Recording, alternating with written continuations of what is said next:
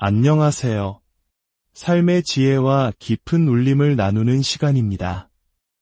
오늘 우리는 많은 이들이 마음속 깊이 품고 있는 한 가지 질문에 대해 이야기 나누려 합니다. 바로 나는 왜 이토록 부족할까 하는 자책감과 의심에 대한 이야기입니다. 우리는 더 나은 사람이 되기 위해 애쓰고 신념에 따라 올바르게 살아가려고 노력하지만 자꾸만 넘어지고 실망하는 자신의 모습을 발견하곤 합니다. 이런 내면의 싸움에 지쳐있는 분들이 계시다면 오늘 이야기가 당신의 영혼의 깊은 위로와 새로운 희망을 심어주기를 소망합니다. 오늘의 이야기가 당신의 마음에 와 닿았다면 이 영상에 좋아요를 눌러주시고 주변에 공유해주세요. 당신의 작은 행동이 지금 어둠 속에서 홀로 힘들어하는 또 다른 누군가에게 하나님의 따뜻한 은혜를 전하는 통로가 될 수 있습니다. 이 채널을 구독하시면 앞으로도 당신의 삶을 밝히는 귀한 지혜들을 계속해서 만나보실 수 있습니다. 여러분의 모든 걸음 위에 하나님의 평강이 함께하기를 기도합니다. 이제 한 남자의 진솔한 고백으로 오늘의 이야기를 시작하겠습니다. 저는 제 삶의 경험을 통해 오늘 여러분과 나눌 메시지에 대한 깊은 확신을 갖게 되었습니다. 제 이야기가 하나님의 말씀과 일치하기를 간절히 바랍니다. 누군가 성경을 펼치고도 그 말씀에 뿌리 내리지 않은 채 자기 생각만을 이야기한다면 우리는 그것을 분별하고 걸러내야 할 것입니다. 그래서 저는 오늘 오직 말씀에 굳게 매달려 이야기하고자 합니다. 저는 매우 불행한 가정에서 자랐습니다. 아버지는 상상할 수 있는 거의 모든 방식으로 가족에게 폭력을 행사하는 분이셨습니다. 반면에 어머니는 지나칠 정도로 종교적인 분이셨죠.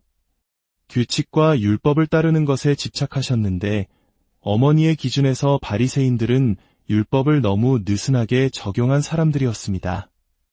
좀 더 엄격했어야 했다고 믿으셨죠. 저는 폭력적인 아버지와 율법주의적인 어머니, 그 양극단 사이에서 자라면서 방정식의 양쪽 모두를 증오하는 법을 일찍부터 배웠습니다. 아버지의 삶이 어떤 끝을 맺는지 보았기에 세상적인 쾌락에 저 자신을 내주고 싶지 않았습니다. 동시에 예수님을 사랑할 수도 없었습니다. 만약 우리 어머니가 믿는 신이 이 우주의 유일한 신이라면 저는 그와 아무런 상관도 하고 싶지 않았기 때문입니다. 하지만 놀랍게도 그런 저의 마음과 상관없이 예수님은 저를 찾아오셨습니다. 고등학교 시절 한 친구의 간증을 통해 그리스도께서 저를 부르시고 구원하셨습니다. 회심 이후 제 마음에는 어떠한 의심도 없었습니다. 저는 진심으로 예수님을 사랑했습니다.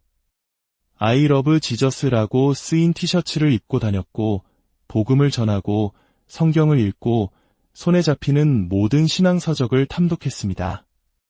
회의적이고 비판적이었던 제가 어떻게 예수님께 붙들리게 되었는지 그 원리를 이해하고 싶어 미친 듯이 파고들었습니다. 어머니의 신앙을 보며 저것 말도 안 된다고 생각했던 제가 어느새 교회 수련회에서 손을 들고 눈물을 쏟고 있었으니까요. 예수님이 제게 무슨 일을 하셨는지 알고 싶었습니다. 그런데 얼마 지나지 않아 저는 한 가지 사실을 깨닫게 되었습니다. 제가 예수 그리스도를 사랑한다는 사실에는 의심의 여지가 없었지만 저는 여전히 죄와 씨름하며 비틀거리고 있었습니다. 정욕의 문제, 분노의 문제가 저를 괴롭혔습니다. 저는 곧 그리스도인처럼 행동하는 법을 배우게 되었습니다. 제 삶의 어둡고 부서진 부분들을 솔직하게 고백하는 것이 안전하지 않다고 느꼈기 때문입니다. 저는 완벽하게 연기했습니다. 교회에 출석했고 심지어 1997년에는 다른 사람들에게 성경을 가르치기까지 했습니다. 하지만 동시에 저는 의심과 두려움, 분노와 정욕으로 고통받는 이중적인 삶을 살고 있었습니다. 내가 정말 그리스도인이 맞나? 아닌가? 혼란스러웠습니다. 예수님을 사랑하는 것은 분명한데 왜 나는 계속해서 이렇게 힘들어하고 넘어지는 걸까? 나는 정말 끔찍한 인간이구나. 그러던 어느 날 한 친구가 패션이라는 이름의 큰 집회에 같이 가자고 제안했습니다. 저는 친구들을 따라 그곳으로 향했습니다. 수많은 젊은이들 사이에 앉아 있을 때 한나이 든 목사님이 강단에 올라오셨습니다. 그는 마치 유머를 싫어하는 사람처럼 아주 건조하고 진지한 표정이었습니다. 저는 그 집회에서도 익숙한 연기를 하고 있었습니다. 손을 들어야 할 때를 알았고 필기하는 척을 했으며 찬양할 때는 이따금 가슴을 치며 경건한 표정을 짓기도 했죠.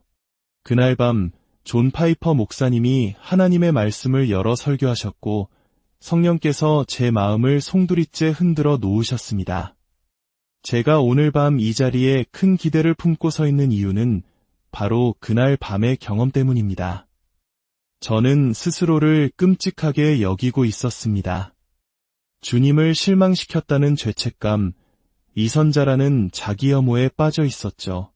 그런데 파이퍼 목사님의 설교는 아니야, 넌 특별해라고 위로하지 않았습니다. 오히려 성령께서는 제 안의 그 모든 죄책감을 더욱 선명하게 드러내셨습니다. 그래, 너는 끔찍하다. 너는 위선자다. 너는 내가 경멸하는 것들에 너 자신을 내어주고 있다. 그 말씀의 무게에 저는 주저앉아 통곡하기 시작했습니다. 주변 사람들이 불편해할 정도로 추하게 울었습니다. 그런데 바로 그 순간 그 설교를 통해 하나님께서 제게 들려주신 다음 말씀이 제 인생의 경로를 완전히 바꾸어 놓았습니다. 제 아내와의 관계, 자녀를 양육하는 방식, 죄와 싸우는 법, 목회자로서의 정체성, 말씀을 전하는 방식, 심지어 죽음의 그림자가 드리운 골짜기를 걸어갈 용기까지 모든 것이 그날 밤 형성되었습니다. 하나님은 이렇게 말씀하셨습니다. 너는 죄인이다. 너는 부서졌다. 너는 위선자다. 너는 내가 미워하는 것들에 너 자신을 내주고 있다. 그리고 이어서 말씀하셨습니다. 이제 너 자신을 그만 보고 나를 보아라.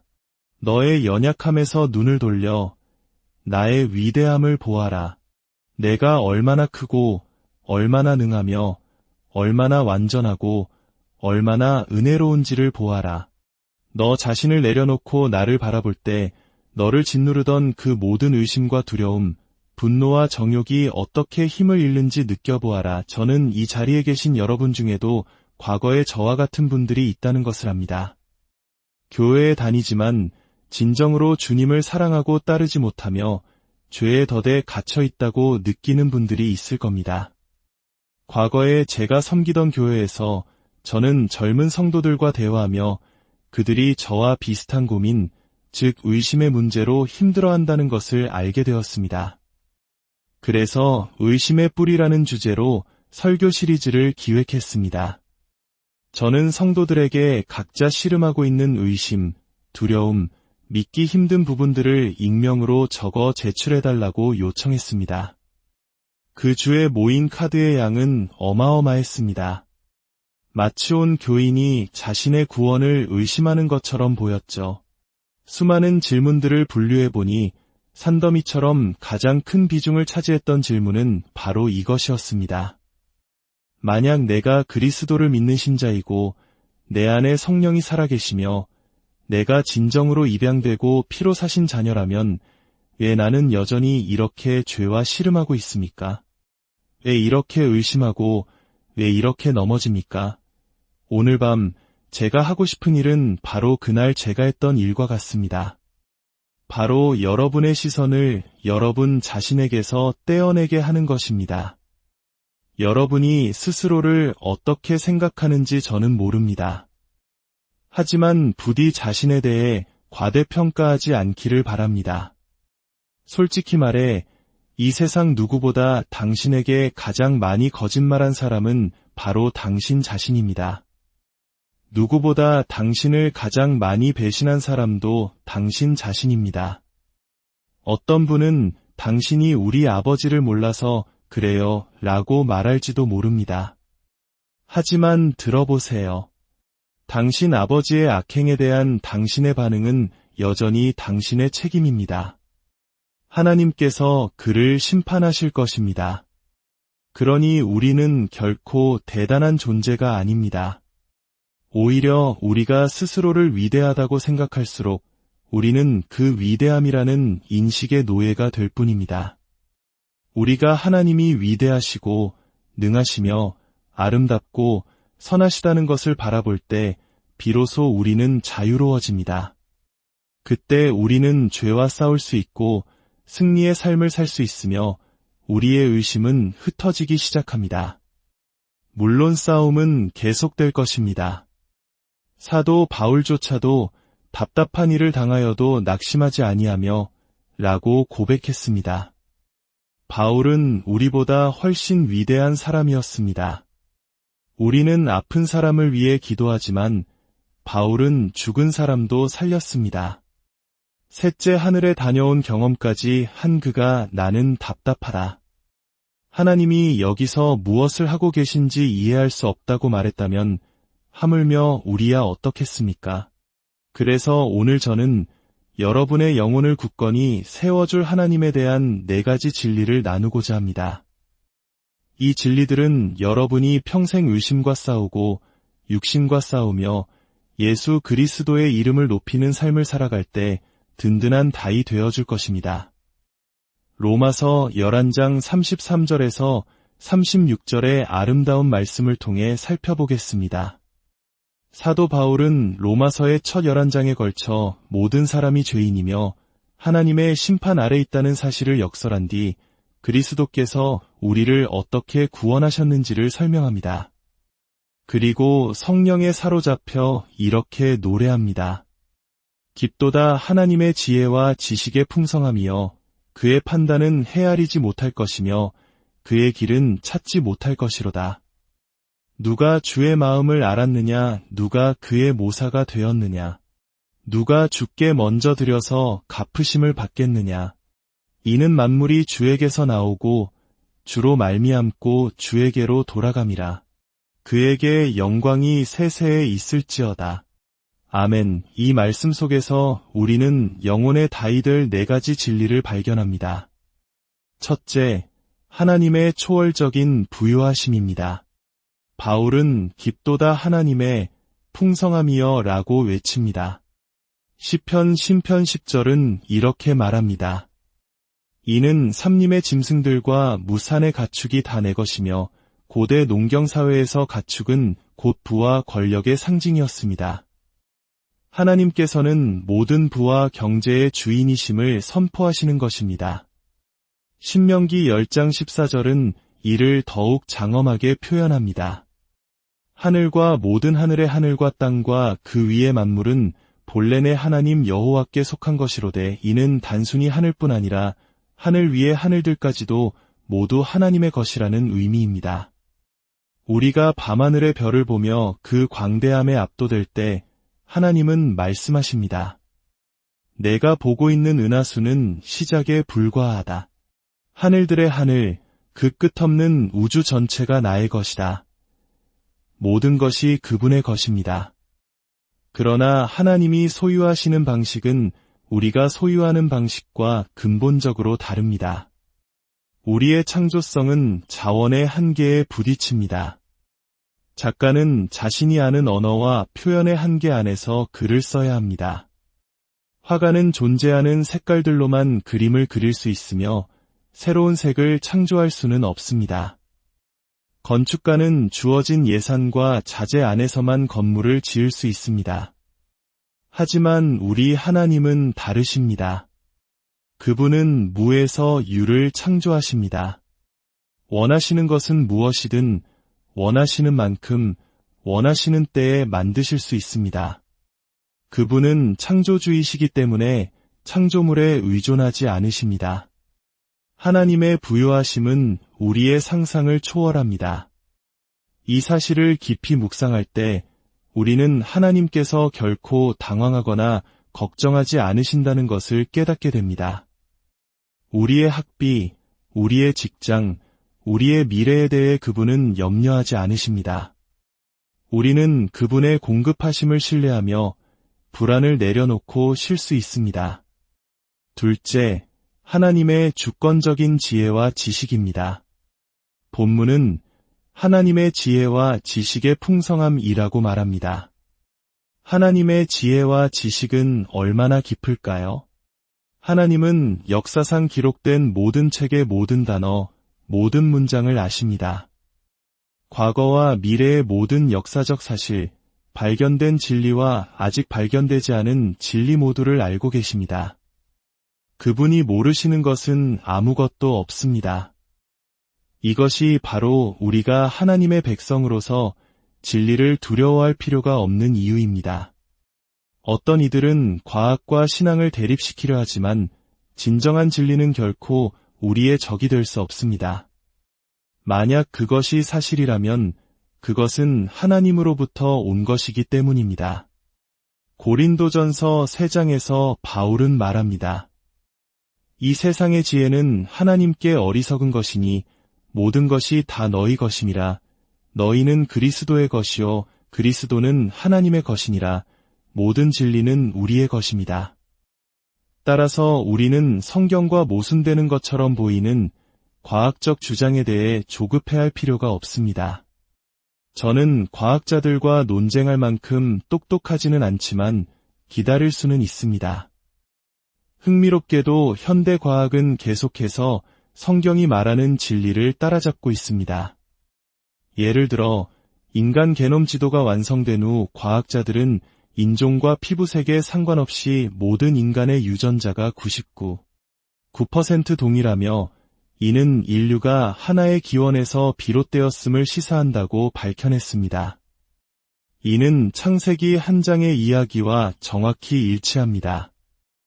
하나님의 지식은 우주의 가장 미세한 원자 단위에서부터 가장 거대한 행성들의 궤도에 이르기까지 모든 것을 포함합니다. 그분은 이 모든 것을 아무런 부담 없이 아십니다. 또한 그분은 역사 속 모든 사건과 그 사건이 다른 사건들로 어떻게 이어져 왔는지 그 거대한 인과관계의 파노라마 전체를 알고 계십니다. 우리의 삶의 모든 오르막과 내리막이 어떻게 엮여 그분의 아름다움과 영광을 드러내는지를 아십니다. 셋째, 헤아릴 수 없는 하나님의 길입니다. 바울은 그의 길은 찾지 못할 것이로다 라고 말합니다. 이는 우리가 하나님의 방식을 온전히 이해하거나 판단할 수 없다는 의미입니다. 성경에서 인간이 하나님의 주권적인 통치를 심판하려 할 때 하나님은 때로 그들을 직접 대면하십니다. 욥이 자신의 고난에 대해 불평하며 하나님께 따져 물었을 때 하나님은 폭풍우 가운데 나타나 말씀하셨습니다. 내가 땅의 기초를 놓을 때에 내가 어디 있었느냐 내가 깨달아 알았거든 말할지니라. 이는 우리가 하나님 앞에서 얼마나 작은 존재인지를 깨닫게 하려는 것입니다. 성경은 우리의 삶이 잠깐 보이다가 없어지는 안개와 같다고 말합니다. 우리는 마치 18시간짜리 영화의 단위초를 보고 영화 전체를 평론하려는 사람과 같습니다. 영원 전부터 영원 후까지 모든 것을 아시는 분 앞에서 고작 몇십 년을 사는 우리가 하나님, 대체 뭘 하고 계신 겁니까? 라고 묻는 것은 얼마나 어리석은 일입니까? 우리의 질문은 가 아니라 하나님은 선하신 분임을 신뢰할 것인가? 가 되어야 합니다. 그리고 그 신뢰의 근거는 바로 십자가입니다. 넷째, 하나님의 완전한 자족하심과 영광입니다. 누가 주께 먼저 드려서 갚으심을 받겠느냐는 말씀은 우리가 하나님께 무언가를 드려서 그분의 사랑이나 호의를 살 수 없다는 것을 의미합니다. 존재하는 모든 것이 이미 그분의 것이기 때문입니다. 제 아이들이 제 생일이나 크리스마스 때 선물을 사주겠다며 제게 돈을 달라고 하는 것과 같습니다. 아이들은 제가 준 돈으로 선물을 사서 다시 제게 줍니다. 저는 선물에 기뻐하지만 그로 인해 더 부유해지지는 않습니다. 이것이 왜 좋은 소식일까요? 만약 우리가 선행이나 노력으로 하나님을 빚지게 할 수 없다면 우리는 우리가 무엇을 해서가 아니라 하나님께서 우리를 위해 무엇을 하셨는가 때문에 사랑받는 존재라는 자유를 누릴 수 있기 때문입니다. 우리는 지켜야 할 규칙 목록에서 해방되어 그저 그분을 좇고 사랑하고 그분의 관대하심에 감탄하며 살아갈 수 있습니다. 하나님은 우리에게 아무것도 빚지지 않으셨지만 우리에게 모든 것을 주셨습니다. 심지어 그분을 미워하고 조롱하는 사람들에게조차 웃음, 결혼, 좋은 음식, 우정과 같은 일반 은총의 선물을 허락하십니다.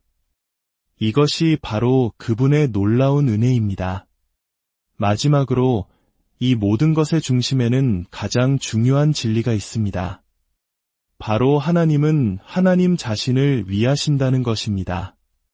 만물이 주에게서 나오고 주로 말미암고 주에게로 돌아감이라.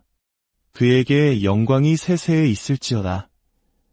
하나님의 모든 행동의 궁극적인 동기는 바로 그분의 이름과 영광을 위한 것입니다.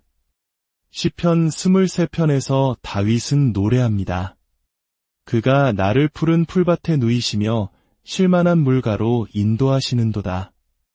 내 영혼을 소생시키시고 위의 길로 인도하시는도다. 그리고 그 이유를 이렇게 밝힙니다.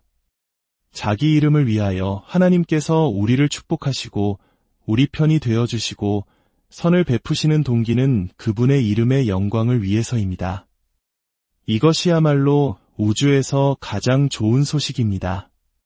왜냐하면 만약 하나님이 자신의 영광을 위해 일하신다면 성경의 모든 명령은 우리에게서 무언가를 빼앗으려는 것이 아니라 우리를 더 깊은 생명으로 인도하기 위한 것이기 때문입니다.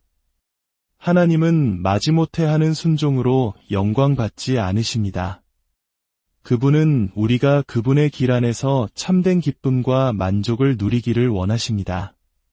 또한 하나님이 하나님을 위하신다는 사실은 이 세상이 나를 중심으로 돌아가지 않는다는 것을 의미합니다. 그리고 이것은 우리에게 엄청난 자유를 줍니다. 만약 모든 것이 나에 대한 것이 아니라면 우리는 얼마나 쉽게 상처받지 않을 수 있을까요? 삶이 나를 중심으로 돌아갈수록 우리는 더 쉽게 분노하고 스트레스받고 불안해하고 좌절합니다. 하지만 삶이 나에 대한 것이 아닐 때 우리는 비로소 숨을 쉴 수 있습니다. 자유롭게 사랑하고 섬길 수 있습니다. 제가 첫 딸을 낳았을 때의 경험을 나누며 이야기를 마치려 합니다. 제 딸 오드리가 태어났을 때 우리는 아이가 무언가를 하기만을 손꼽아 기다렸습니다. 그러던 어느 날 아이가 커피 테이블을 붙잡고 일어서서 깡충깡충 뛰기 시작했습니다. 곧 걸을 것 같아 우리 부부는 항상 카메라를 준비하고 있었죠.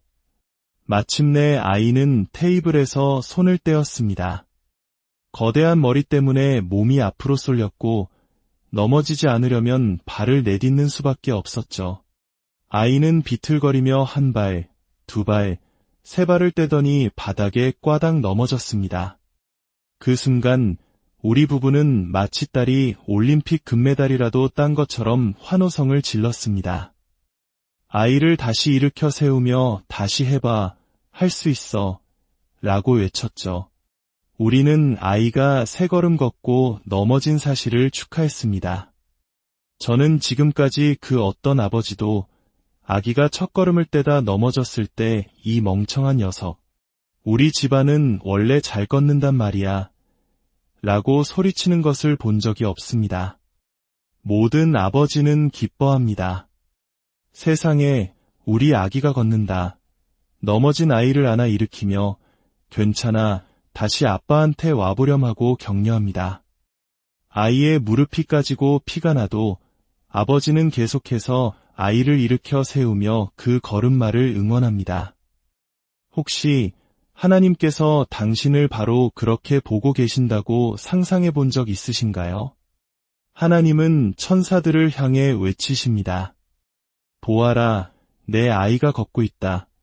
사탄이 넘어진 것뿐인데요. 라고 비웃어도 하나님은 말씀하십니다. 이 딱 쳐라. 저 아이는 걷고 있다. 어서 일어나렴. 아빠에게로 다시 오너라. 이것이 바로 은혜입니다. 그리스도의 은혜로 말미암아 하나님은 미래에 완벽해진 당신을 사랑하시는 것이 아닙니다. 그분은 지금 이 순간의 당신을 사랑하십니다. 놀랍게도 그분은 당신을 사랑하실 뿐만 아니라 좋아하십니다. 당신의 상처투성이 무릎과 멍든 이마를 가진 모습 그대로 말입니다. 스스로를 그만 바라보십시오. 당신의 연약함이 아니라 당신을 위해 모든 것을 내어주신 그리스도를 바라보십시오. 그분이 이미 모든 빚을 갚으셨습니다. 당신은 아무것도 빚지지 않았습니다. 회개하고 고백하고 자유를 누리십시오. 그리고 다시 일어나 걸으십시오. 아버지 하나님, 오늘 이 자리에 지치고 상처 입은 채로 나온 이들이 있습니다. 의심과 씨름하며 자기 마음의 죄성 때문에 혼란스러워하는 이들이 있습니다. 아버지, 우리의 마음이 우리 자신을 보는 것을 멈추고 주님을 바라보게 하옵소서. 사슴이 시냇물을 찾기에 갈급함같이 우리의 영혼이 주님을 갈망하게 하옵소서. 우리 앞에 놓인 어떤 죄도 주님의 십자가보다 더 강력할 수 없음을 믿습니다. 오늘 밤 그 진리 안에서 우리가 참된 안식을 누리게 하옵소서. 우리 주 예수 그리스도